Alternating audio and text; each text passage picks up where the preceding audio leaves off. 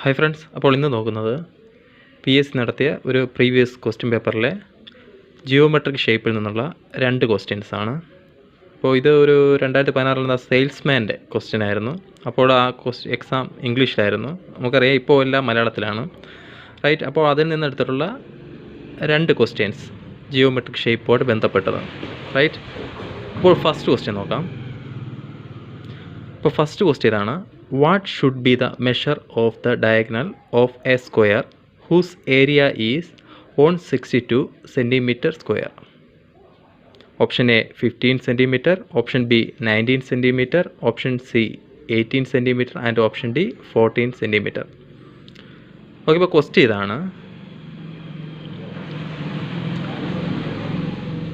Area 162 centimetre square ആയിട്ടുള്ള ഒരു സ്ക്വയറിൻ്റെ, അതായത് ഒരു സമചതുരത്തിൻ്റെ ഡയഗണൽ ആവാൻ സാധ്യതയുള്ള, ഡയഗണൽ അതായത് വികരണമാവാൻ സാധ്യതയുള്ളത് അളവ് എത്രയാണ്? അതായത് ഓപ്ഷൻ എ ആണോ, ബി ആണോ, സി ആണോ, ഡി ആണോ? ഇതിൽ ഏതാണ് 162 സെൻറ്റിമീറ്റർ സ്ക്വയർ വിസ്തീർണം അല്ലെങ്കിൽ പരപ്പളവായി വരുന്ന ഒരു സമചതുരത്തിൻ്റെ വികരണമാകാൻ സാധ്യതയുള്ള അളവ്, റൈറ്റ്? അപ്പോൾ പ്രീവിയസ് വീഡിയോ ഞാൻ നൽകിയിരുന്നു എങ്ങനെ നമുക്ക് ഒരു ഡയഗണൽ തന്നിരുന്നാൽ അതിൽ നിന്ന് ഏരിയ കണ്ടുപിടിക്കാം, അല്ലെങ്കിൽ ഏരിയ തന്നാൽ തിരിച്ച് ഡയഗണൽ എങ്ങനെ കണ്ടുപിടിക്കാം, അല്ലെങ്കിൽ ഒരു സൈഡ് എങ്ങനെ കണ്ടുപിടിക്കാം. ഓക്കെ, അപ്പോൾ ഇത് കാണുന്ന എല്ലാവർക്കും അറിയാമായിരിക്കും. ആ ഫോർമുല ഓട്ടോമാറ്റിക്കായിട്ട് മനസ്സിൽ വരും, കാരണം അങ്ങനെയാണ് നമ്മൾ ആ ക്ലാസ് എടുത്തിരുന്നത്.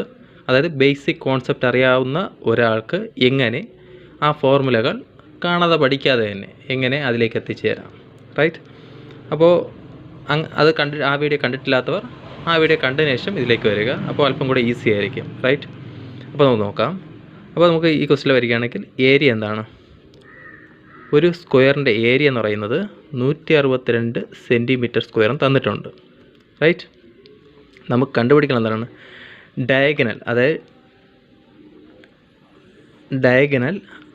അതായത് ഡി ആണ് കണ്ടുപിടിക്കാനുള്ളത്, റൈറ്റ്? അപ്പോൾ ഡി കാണാനുള്ള ഫോർമുല എന്താണ്? നമ്മൾ അവിടെ പഠിച്ചത് എന്താണ്? ഏരിയ കാണുന്നതിന് d²/2 എന്ന് പ്രീവിയസ് വീഡിയോ നമ്മൾ പറഞ്ഞു. അപ്പോൾ നമുക്കിവിടെ കണ്ടുപിടിക്കാനുള്ള എന്താണ്? ഡയഗണൽ കണ്ടുപിടിക്കാനുള്ളത്, റൈറ്റ്? അപ്പം d = ഇത് അല്പം സിംപ്ലിഫൈ ആണെങ്കിൽ d² = ഏരിയ × 2 എന്ന് എഴുതാം. അടുത്ത് നമുക്ക് ഡയഗണൽ എങ്ങനെ എഴുതാം? d = √of area × 2, right?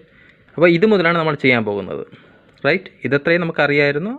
നമ്മൾ ഇതാണ് ചെയ്യാൻ പോകുന്നത്. ഈ ഫോർമുല നമ്മൾ കാണാതെ പഠിച്ചതാണ്. ഓക്കെ, അതിപ്പോൾ എങ്ങനെ എഴുതാം? 162 × 2.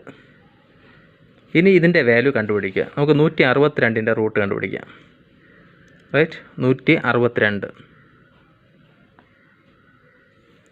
162 എന്ന് പറയുമ്പോൾ 2, 16 2 8 പ്രാവശ്യം, 2 1 പ്രാവശ്യം. ഇതിനെ നമുക്ക് എത്ര കൊണ്ട് ചെയ്യാൻ പറ്റും? 3 കൊണ്ട് ചെയ്യാം, അല്ലേ?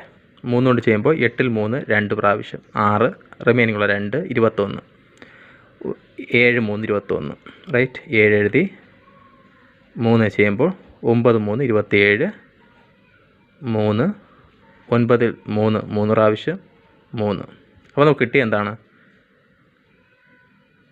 മൊത്തം 4 3 ഒരു 2, റൈറ്റ്? അപ്പോൾ അതെങ്ങനെ എഴുതാം? = ഒരു 2 കിട്ടി. അടുത്ത് 4 3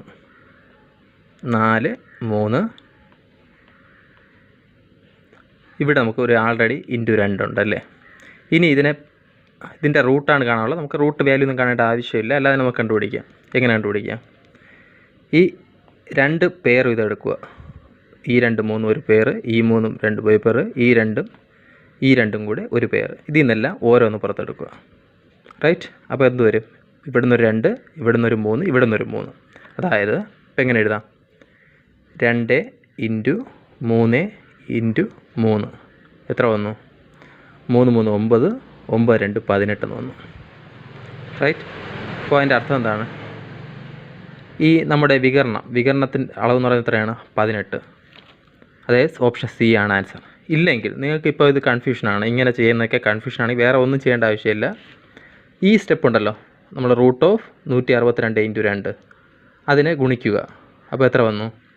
160ൻ്റെ ഇരട്ടി 320, 320 324, റൈറ്റ്?